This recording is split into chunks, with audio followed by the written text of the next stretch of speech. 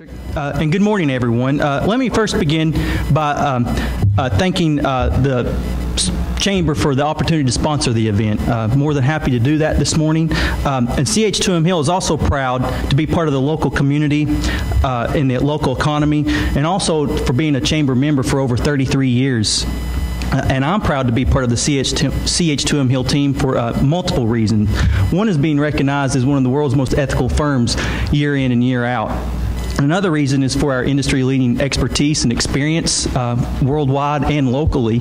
And it's also cool to tout some of our cooler projects or higher-profile projects, which is the 2012 London Olympics, the Panama Canal expansion, and the 2022 FIFA World Cup, which is in Qatar in 2022.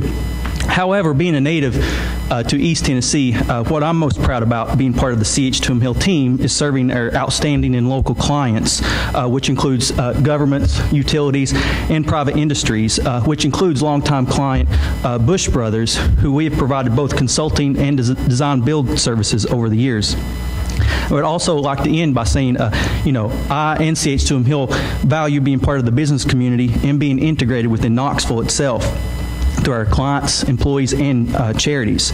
Therefore, it's my honor to introduce our speaker this morning, Tom Ferriter, who is the president and CEO of Bush Brothers and Company, which produces approximately 80% of the canned baked beans consumed in the United States. I think that's worth repeating. When I first read that, it quite amazed me that they produce approximately 80% of the canned baked beans consumed in the United States. It's pretty impressive. When Tom joined Bush Brothers in 2002 as the senior vice president of supply chain, he brought years of experience in the food processing industry with him from his time at Quaker Oats Company and the H.J. Heinz Starkist Food Division. Tom was promoted to president and COO of Bush Brothers in 2006, and in 2009 he took on the role of president and CEO of the company. Tom is a graduate of Purdue University with degrees in business and engineering. He is also a graduate of both Northwestern University, Kellogg Business School's Advanced Executive, and Governing the Family Business programs. Please join me in welcoming Tom Ferriter.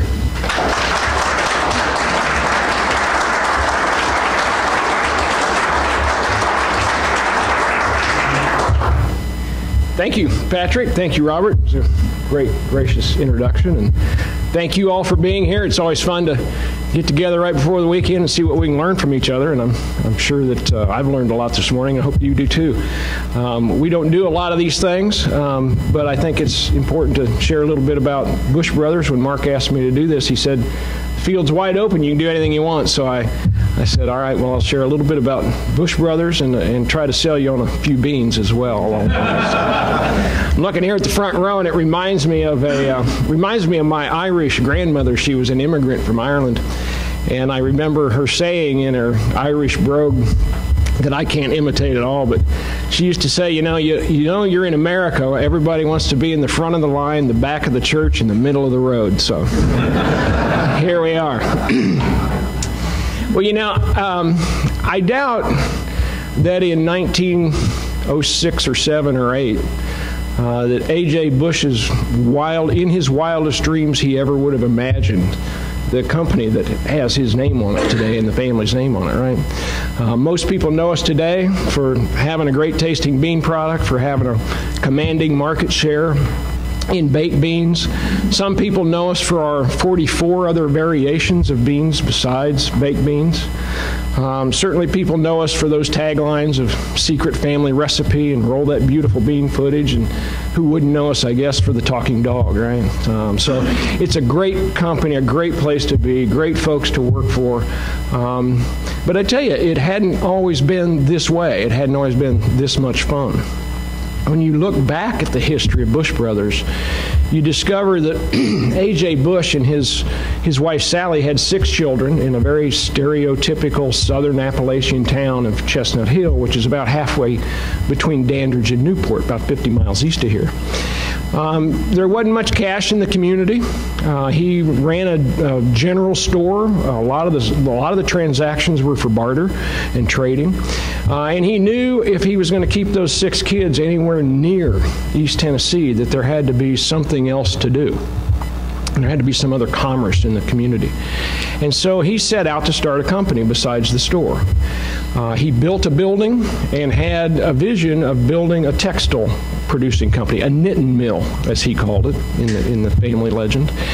And before he could do that, before he could equip this building and this business, the Stokeleys, also an East Tennessee family, right? Folks recognize that name, came to AJ and said, we've got a bumper crop of tomatoes this year. And if you would help us can these tomatoes, we would put equipment in your building. And you and your family and folks from around the community could help us pack these tomatoes. Which AJ did, and 2 years later he bought out their interest in the equipment, and he was suddenly in the tomato canning business. And so that changed from country store to very focused but much larger business in tomato canning took place in 1908. He named the company Bush Brothers because it was as customary at the time to pass things on to your male children, right? And he went back to work in the store and basically eventually gave the company to the kids to run. And that worked very, very well. AJ and Sally lived up into the 1940s. They saw all 6 of their children working in the company, and life was pretty good until December 7th, 1941. When the Japanese bombed Pearl Harbor. And the government, of course, for the war effort, needed power. Power to go to Alcoa and make aluminum, eventually to Oak Ridge for the Manhattan Project. And so Douglas Dam was built pretty quickly and literally put Bush Brothers underwater. About 2,000 acres of the Bush Brothers Company's tomato growing property is under Douglas Lake. And they didn't know what to do. It was one of those moments where it wasn't necessarily great vision that they saw this coming, but it was out, I think, of great adaptability that they decided to persevere and go on. And so the second generation started a trucking company. And one of the larger trucking companies at the time, and even up into the 1990s, we had one of the largest truck fleets in the United States. But that trucking company went to surrounding states and growing areas and brought vegetables into East Tennessee. So they went from focused tomato canner to a very broad product line. Potatoes and carrots and cabbage for sauerkraut and peas and green beans and those kind of things. They became this full-line vegetable company and eventually spread out throughout the eastern half of the country, owning plants in Wisconsin, owning plants in Arkansas and Oklahoma. And that was a pretty good lifestyle. Pretty good, bigger company than we have today in terms of plants and employees. But the reality of it was that lasted only about 40 years again. And in the 1980s, 2 very prominent leaders of the family and the company at the time died within a year of each other. And so the company was thrust pretty traumatically into the 3rd generation without a lot of planning, and again, without great vision. It was just one of those cataclysmic events that happened. And they recognized that fresh and frozen distribution channels for vegetables were becoming much more prolific, right? And consumers preferred fresh and frozen. And so life as a seasonal, regional, canned vegetable company wasn't much fun. And they had to make a decision again. So in the early 90s began the transition to the company that we know today. The family decided to basically take their investment and scale down the company to become more focused on a product that was very distinct from everyone else's. In canned vegetables, you sort of have a business model where you're packing the same thing as everybody else. Your corn is just like everybody else's corn. And you have to pack it when it's ripe and hope you sell it later for a higher price. The baked bean business model is really different because we can store beans much like you can other grains and pack it on demand. And so inventories and all those kind of things, financing, it really changed the game on that side of the company. And of course, we had a very different product from everybody else, recognized that, and decided to build a national brand around that. And so this company you know today really isn't 108 years old. Its ownership is, its spirit is. A lot of things we think about, our business philosophies are the same, but it's a very different company, and it's really only about 20 years old.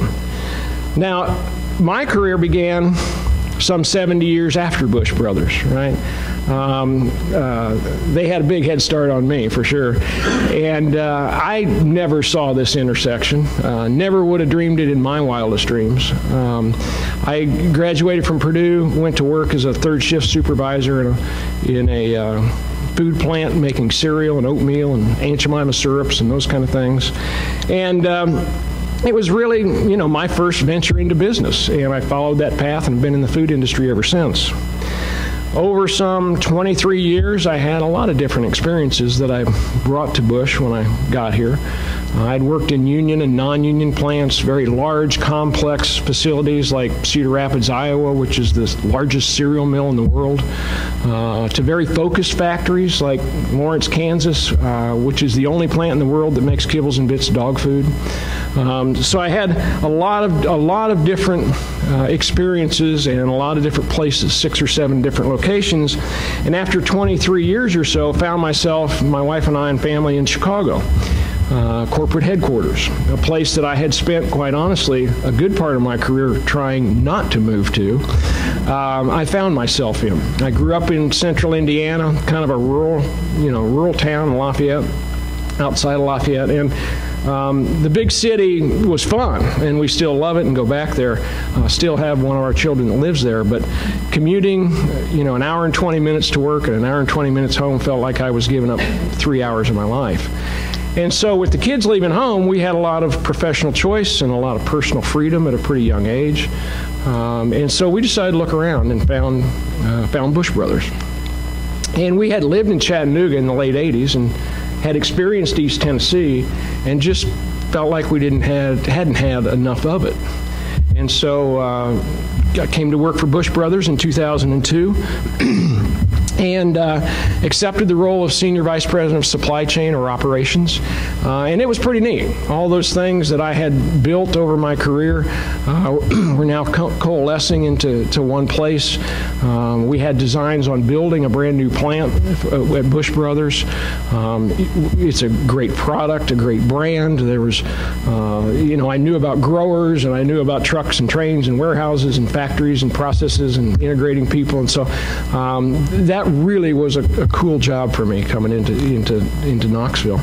But I suppose once I was here a little while, I discovered that there was something very different, and still to this day, that keeps me coming back every morning.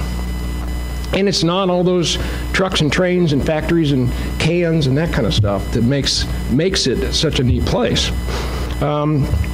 What I found was that there was a real difference between working for investors and working for owners. I think the mentality of owners and the mentality of investors is very different. Now, don't take this wrong. I don't think the world is quite that polarized. I think there are some very good companies that are public companies that are invested in, and I'm sure there are some very bad private companies. But just the concept of ownership and investorship sets up a fundamental thinking that's very different. Investors tend to think about brands and people and the communities in which they operate as if, aren't they lucky to have my money, right? Aren't these brands lucky that I've invested in them and they can do something with it? Aren't these people lucky they have jobs because of my investment and those kind of things? Owners almost flip that. Owners think, man, I am really lucky that I've got great employees that can build a brand with my name on it. And aren't I lucky that I've got these communities that support me in all the places that I operate? They really almost flip that on its head. And it changes everything. Owners tend to have a much longer term point of view. Owners tend to think of their organizations or their enterprises as communities as opposed to properties where they own everything, including the employees and their livelihoods. And it's really different, and I think we're seeing this play out today. And I think we're seeing the extremes start to get explored, right? On one hand, You look at the GDP of this country, and more than half of it is generated by private enterprise. 65% of the jobs that have been created since 2008 have been generated by private enterprise. That's on one hand. You don't read a lot about that when you pick up the Wall Street Journal, though. You read about IPOs and LBOs and whose stock went a quarter of a share, a quarter of a dollar up, right? So on that investor side, it's becoming skewed as well into the short term. CNBC did a study in 2013. One of the questions they sought was, what is the average length of time that a share of common stock is held in this country? They went back to 1960 and started their search. What they found was that in 1960, a share of common stock in a company in this country was held almost 9 years. 50 years later, 2010, it was held 6 months. 6 months. By 2012, just 2 years after that, it was 5 days.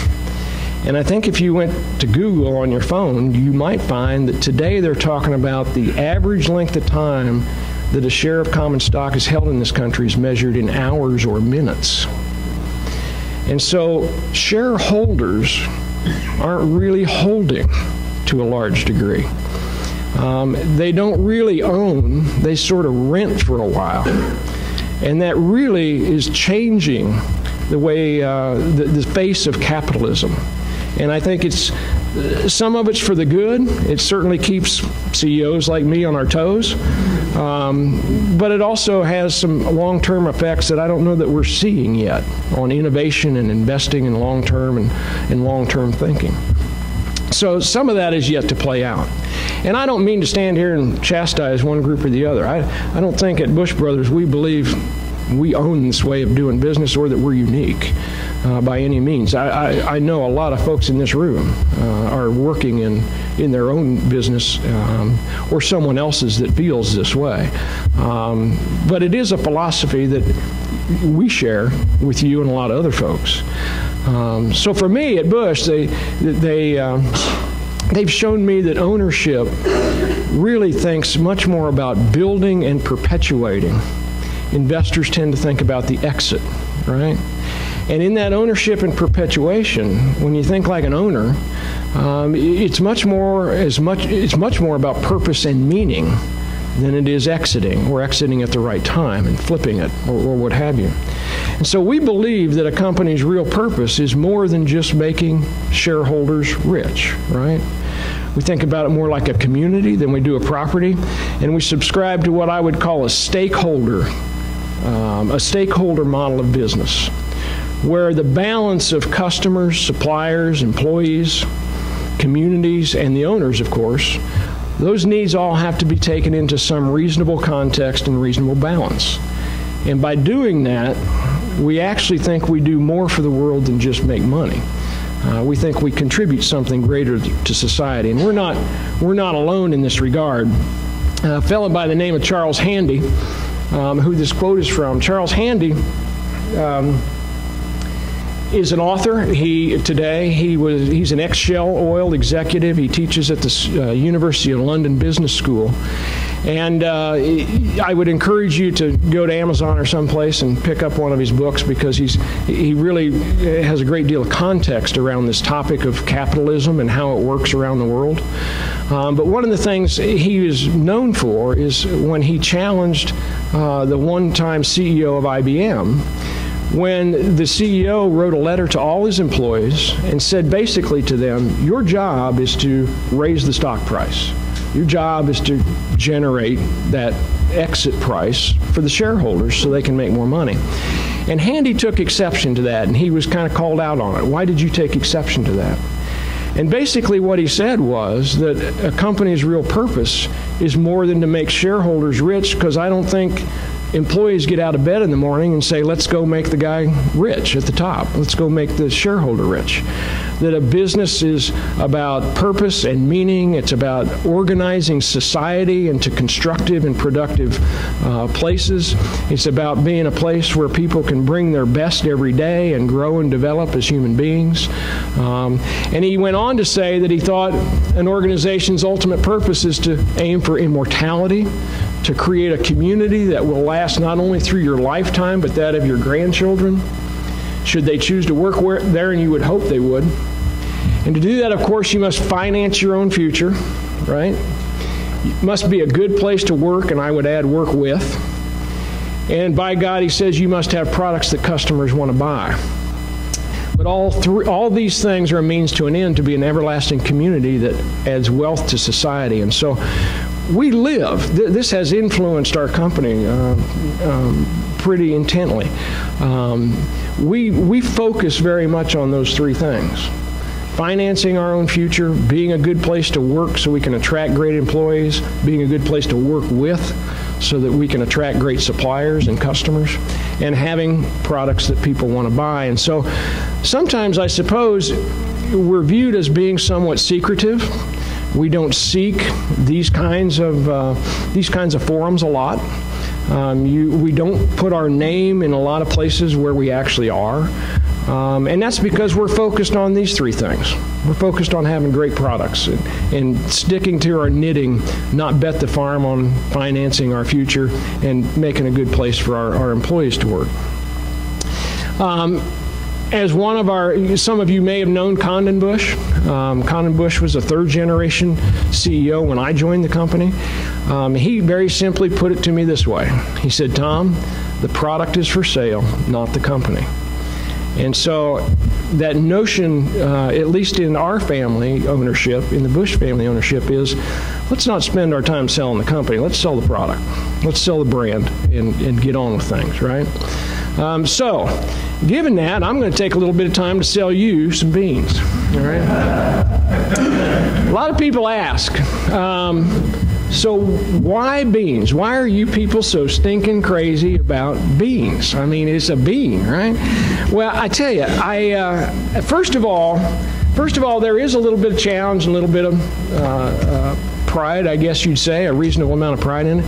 We think we can be the best in the world at it. And when you think you can be the best in the world at something, you tend to go after it and you tend to see if you can be. So there is a little bit of that in there, but beyond that, when we think about consumers and when we think about what people need today, we think we've got something to contribute. Beans are very healthy. Today, as we seek more and more health and wellness, especially in our diet, we think beans fit very well. They have more protein and fiber than any other vegetable. People who eat beans, studies show, actually weigh less. And in a society where we are trying to combat being overweight and the chronic illnesses that are a result of that, we think we've got something to contribute to that. Beans are real food, and when you look at what people are trying to eat today, they don't want a lot of artificial things. Canned food requires no preservatives. The canning process, what you do is you fill a can with product, you seal it, and then you cook it to a temperature that kills all the bad stuff in there. And so you don't need preservatives. Now, some people probably put stuff in there to preserve colors or something like that. But in terms of food safety and microorganisms, you don't need preservatives in canned food. We have none. We don't use, for example, high fructose corn syrup. We use real sugar. As Condon said, and Condon is credited with inventing baked beans, as he said, I made this product with ingredients that were in my mother's cabinet. It really is a secret family recipe. I put ingredients in this product that are in my mother's cabinet, and I'm going to keep them that way. He didn't care how much money we could save. And today, that proves to be a really wise choice because people are looking to get those things, artificial things, out of their food. And so we think we've got a pretty good fit. We think beans are affordable. They're not cheap necessarily, but relative to other protein sources, they're pretty good. We think beans have a real sustainability story. And I'm not talking about how much cardboard do we recycle or how many tin cans of steel get recycled and that kind of stuff. I'm talking about the product itself. The bean has a great sustainability story. It returns nitrogen to the soil. As beans mature, they return nitrogen to the soil, so you don't have tractors back and forth putting nitrogen on to make them grow. It's been said that to grow 1 calorie of beef protein, it takes 10 times as much water, 10 times as much acreage, and 10 times as much power as it takes to grow a calorie of vegetable protein. And so we think we've got a real place on the planet for places that don't have water, that can't raise beef. We think we've got a pretty good way to distribute products in our packages to places around the world that people can't provide for themselves. And so we think beans have a really, really good story. And of course, we've been pretty good so far at making them taste good. So we think we can get across that hurdle as well. Now, we've got some challenges. I think as a food industry, we've got the challenge that the general population in the United States is not growing like it was, so there just aren't as many stomachs, right? And there's not as many of us wanting to eat more, and so we're all competing for that share of stomach, as we would say in the industry. And so we've got some challenges. Our products, and we've got things going on in the economy. It really is bifurcating. There are the haves and have-nots, and so being able to stay affordable enough for people that don't have money is really important to us, and cost control. But smaller households are more evident. It's said that 60% of households in America have 1 or 2 people in them, and so portion sizes and package sizes and all those kinds of things come into play. Renting, we were talking earlier, Ron, Scott, and I, more people renting in the United States today than ever have. So when you talk about loading up and going home and filling the pantry, it's kind of like, ooh, how big is that pantry? How many cans of this or that am I going to put in my pantry at one time? And that's changing the way people buy. So we've got that challenge. And of course, we've got demographic things like Hispanics. The Latin meal occasion is bigger than the grilling occasion. We eat more Mexican food and Latin food occasions than we do grill out. And so for us, a product that's been dominant in the hot dog and hamburger and the grilling and gathering kind of occasion, it says we've got to shift a little bit and figure out how to get in Taco Tuesday, right? And there are, of course, flavor explorers, especially in the younger group. That sort of sweet baked bean thing, it's okay, but they're looking at Thai food and all kinds of things. And so that's influencing our innovation efforts in what we do. And some of the products up here, I thought I'd just show you some of our newest products. These are just out. This winter, our chili bean products, 3 different chili bean products, kidneys for white bean chili lovers. We've got Great Northern beans, and of course black beans are the largest growing bean variety in the United States today. Black beans seem to be like gold, going everywhere. Cocina Latina is a full line of Hispanic products developed by, we had over 5,000 Hispanic mothers and grandmothers and daughters help us create these recipes, so they are really authentic Hispanic, Mexican, mainly Mexican recipes. You can find that at Publix and Kroger here in Knoxville. Sweet Heat is a rotational flavor.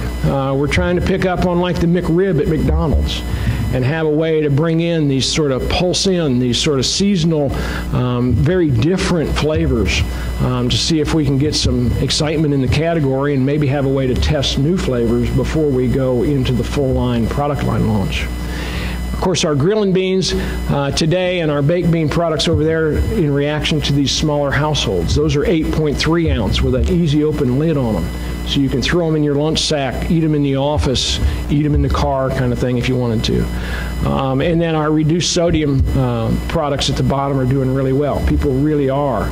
After many, many years of talking about health and wellness in our diets, it appears we actually are changing what we're eating, and so we're responding to that with things like reduced sodium products.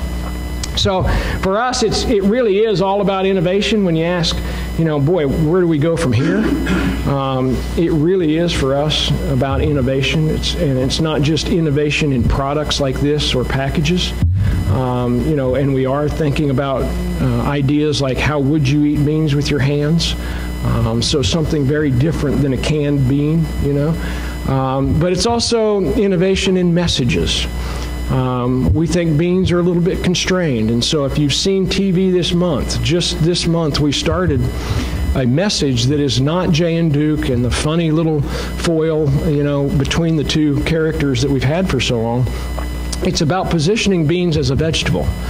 84% of mothers said they wanted their children to have more vegetables in their diet. Less than 40% of mothers knew that beans were a vegetable. And so we've got an educational challenge there. And so if you see our new ad, it's really about, hey kids, what kind of vegetables do you like, is the opening line. And the kids kind of go to sleep and at the question, and then the two sponsors introduce bush baked beans as a vegetable, and of course the kids go crazy and they love it, and mom has to go buy more of them, right? But it's those kinds of things that we see our future is much more about. And so we will continue to do what our forefathers did. They weren't afraid to change. They weren't afraid to change what they do. We're not afraid to change what we do.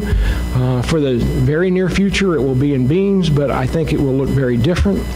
And as what we say, though, what's really important is that we'll change what we do, but not who we are. And I think that's an important, what may be more important than that is knowing the difference, knowing who you are and not changing that. But let the rest of it flow and be very flexible in what you do. I think is sort of our path forward, at least for us. So with that, I'll close and take any questions. But I tell you, dream your wildest dream, discover who you are, have a great weekend, and roll that beautiful bean footage. Any questions?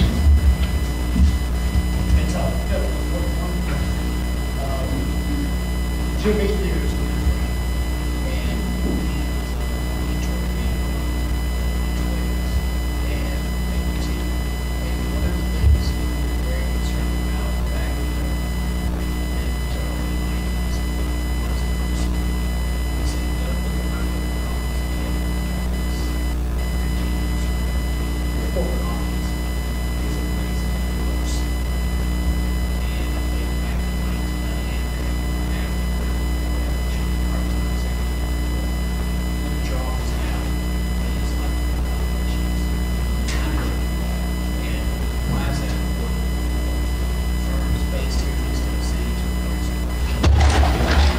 Did everybody hear the question? The question was about diversity, and the observation was that in, I guess, the early 90s, our office, when you looked at, the employee group, we weren't very diverse, and today the observation is that we are. And how did we get that way? What changed that? I think one of the things for us, a leap that we made, was that we believe that diversity is much more than measuring demographics. It's really diversity of thought.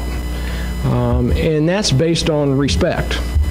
Respecting each other no matter what, really, we believe, is the foundation for diversity. And so I wasn't here for all that change. I can tell you in the last 13 years, I believe that ability to have the employee group talk about differences in a civil way.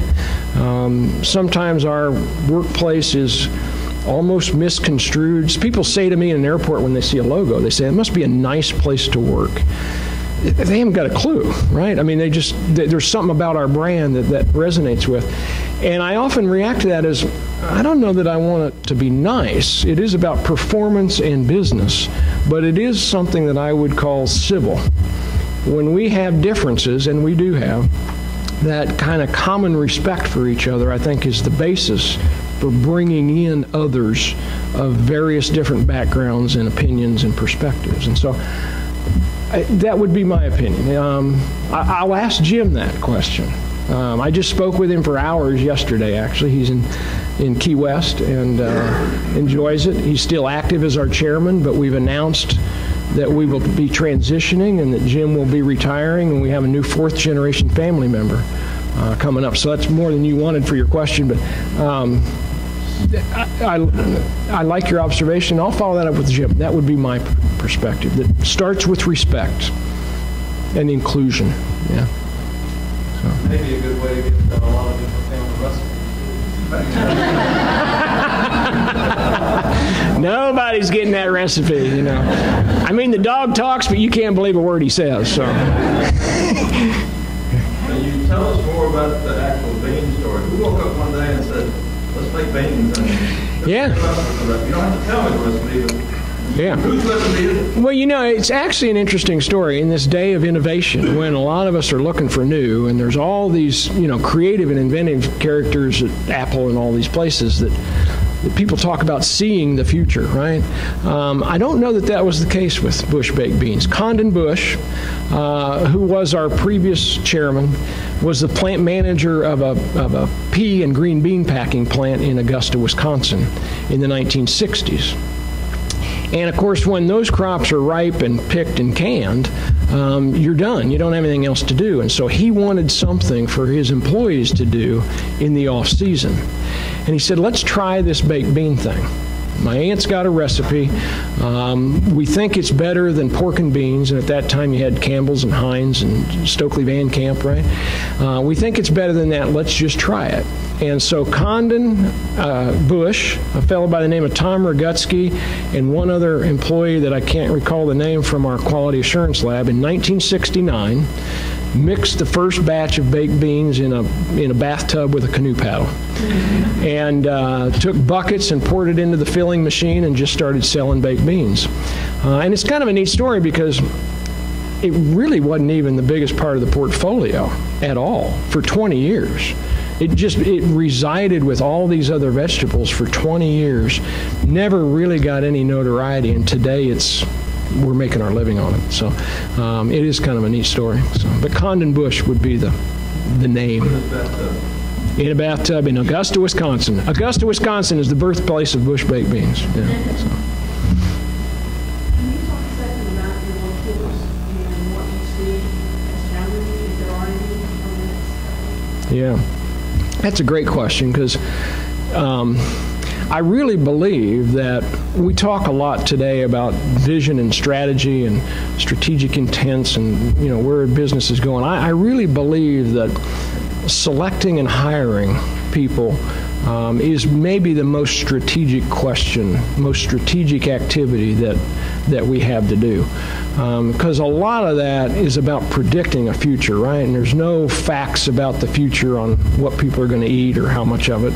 We're trying to foresee that, but there's no facts about that. But employees are going to have a much more, you know, tangible set of experiences, personalities, desires, and aspirations, and all those kind of things. And so we think it's really, really important to spend a lot of time selecting employees. Micro selection. When you interview at Bush Brothers, you'll probably interview with 10 to 12, maybe 15 different people, including an industrial psychologist who helps us, you know, select and get this mix. He's not there to screen and stereotype. He's there to help us get the right mix of folks in the way they think. Macro-wise, I think, you know, the workforce today is something that's going to be potentially a challenge for all of us. I think to run a business fundamentally, you need people who physically can do the job that's required, right? We need people that are educated, you know, people that are smart enough to keep up with today's technology. And I think psychologically, we need people that are stable, you know, people that, you know, addictions and things like that are pretty prevalent, especially, quite honestly, in some of the areas we are. And so those three things, I think, would be what we watch for, and probably our challenge as we move forward, is trying to find a workforce that can live up to the physical demands, the intellectual growth that's required as in a career, as well as sort of the stability in their own life. But we seem to be finding that. We're pleased. But I think that's where we spend a lot of our time, thinking and screening. So. So when you look at corporate America, what used to be generational, you had people buying stock for dividends, you had companies that you buy stock and hold it for 20 years, they were never going away, and now we see the bifurcation of the market and companies that appear to be going to last 1,000 years evaporate overnight. And yet you have a stable, but more importantly, incredible market. Now, technology is going to enter into that, and a lot of other stuff. How, in the world we live in today, do you maintain that market share and maintain quality? Well, quality is a big part of maintaining the market share. Not allowing ourselves to commoditize our category or our product is a big part of it. And you see it. You see the birth of channels of discounters and folks that sell at a really low price. I'm not going to name names of my customers here. But you see them driving manufacturers to deliver a lower cost product to the store so that they can beat each other and sell at a lower price. And that has forced a lot of manufacturers to what I would call commoditize their product. They're doing something different to get in these stores, and a little bit, it's the old, cut a piece of string, and then at the end you find out you've cut a lot off the spool, right? But if you take a little sugar out this time and a little tomato that time and a little bit of flavor this time, when you look at it 5 or 10 years later, it's a really different product. And we have just said we cannot allow ourselves to do that. That's really important. And I think living to this philosophy of don't change who we are. I mean, we used to have in the food industry, you're running 1,000 cans a minute.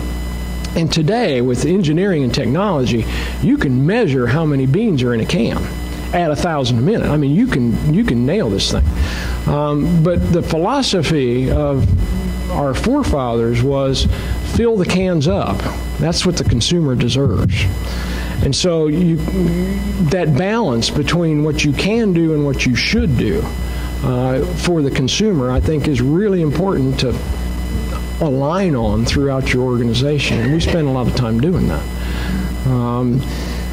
As far as us lasting, I think probably one of the most important things is just the resolve to say we're going to last. I mean, our ownership to this point has said we want to be there. And that's not real sexy in today's environment to say you want to survive, right? I mean, a marketer might take that and say, well, you want to achieve immortality, right? But the reality of it is just saying, no, we're going to stick with this thing. It has a lot to do with it. But I think standing up for quality, standing up for the consumer, the perseverance and the purpose is to be there and stay there and innovate. Probably our biggest challenge today is, you might say, is contentment. Fighting the sort of the inner satisfaction or rolling over to the request to take something out of the product and sell it for a little cheaper. Those, I think, you've got to be willing to stand up for the brand and the product if you have a chance. You only have a chance. That doesn't mean somebody can't come along and do something better than you. It's just you have a chance if you do those things, I think. So, Richard? Well, we actually don't own any growing land.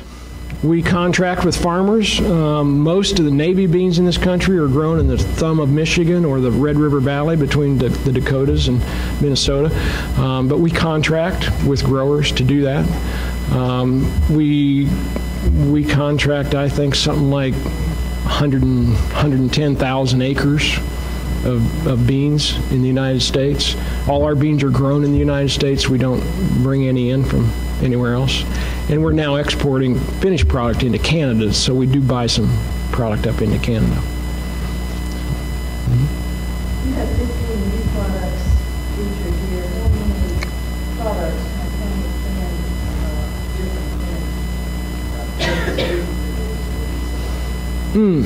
different I'll try this and see if this answers your question. We've got 14, I believe, flavors of baked beans. And of course, then you've got different sizes of those flavors, so I won't count those. And then we've got 44 different products in these other product lines. So black beans, cannellini beans, kidney beans, sounds like Forrest Gump, doesn't it? Like, shrimp gumbo and but there are 44 other varieties of non-sweet, non-baked beans, and 14 or 15 flavors of baked beans. So, and when you say that, it's like I said, a much smaller company than it used to be. We have what I would say are less than 200 stock keeping units is a term we use, but that's a variety of the product. So if you had one flavor but 3 sizes, each of those would be a stock keeping unit at the store. So we're like under 200 today, but we were, as a canned vegetable company, we were over 1,000, maybe 1,500. So, yeah. Anything else? Yeah. Really sure how to state this question, but one of the previous questions that your answer about how do we maintain our quality and we make sure our cans are filled to the top. We're all consumers in this room, and you are as well, but you're on the other side of the table as well. In this day and age of packaging gets smaller, price keeps increasing. I think everybody in the room knows what I'm talking about. When you go buy a bag of chips now, it's 10 ounces instead of 16, but it's $2 more than it used to be. What do you see as, in your opinion, what's coming down the road for us as consumers? Is that trend going to continue? I mean, there's so much that goes into the cost before your product gets on the shelf. Yeah. And how difficult is it for a food processing company, for a manufacturer like yours to maintain that vision you have and that commitment to your consumer when the trend for everybody else seems to be smaller packaging, less of the product, but it costs more? Yeah. First of all, I'd go to, you're right, there are some times when people have taken a smaller package and left the price the same, for example, rather than take a price increase.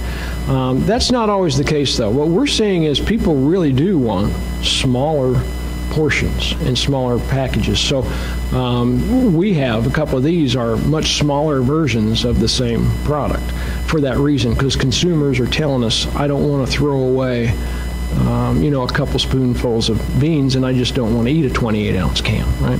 So that is going on. In terms of price and cost and those kind of things, and I can only really speak for us and what we buy.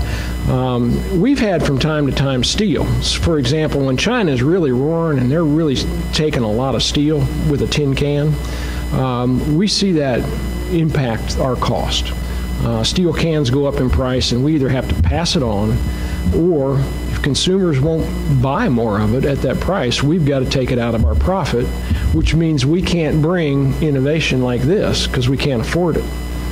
And so that balance between cost, price, and what you're going to reinvest in the business is just constantly going on.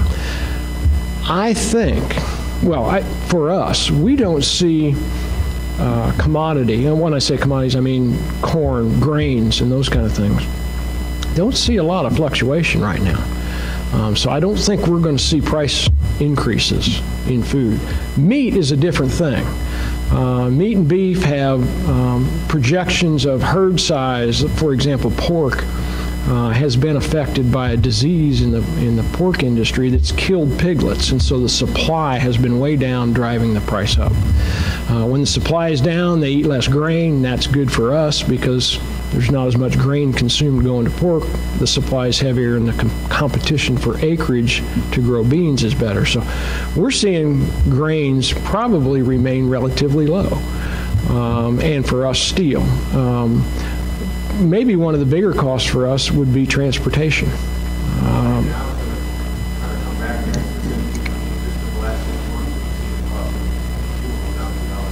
Right. That's got to have an effect on some of your costs for shipping the product around the country, around the world. Right. Diesel has an effect on that. Coal has an effect. It goes back up the whole time. Right. Yeah, it absolutely does. And of course, in that mix are a lot of other things besides fuel, right? As the construction industry recovers, that's direct competition for truck drivers. Truck drivers tend to go back and forth between contracting and driving trucks. So as the construction industry has recovered a little bit, they've lost drivers and they've lost capacity. And so their cost of fuel may go down, but they may not have as many trucks on the road, and so the supply of trucks, like everything else, will alter the price. But I don't think for consumers, the short answer is, I don't see a lot of price increases in food, at least in our category for sure, in the really new future. I think where we're trying to balance is how do we find money to innovate, to create new things that people want, and that's pinching us. So, yeah, we're about time. One more question. One more?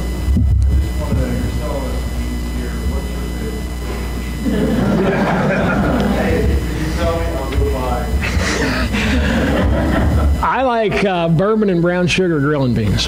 Now, here's a good one, though. Any chili recipe you have, this is my last sales pitch, take any chili recipe you have, mother's, aunt's, your own, whatever it is, add a can of bush baked beans to it, and it'll rock. Use it as an ingredient, and you'll be amazed at what it'll do to your chili recipe. So.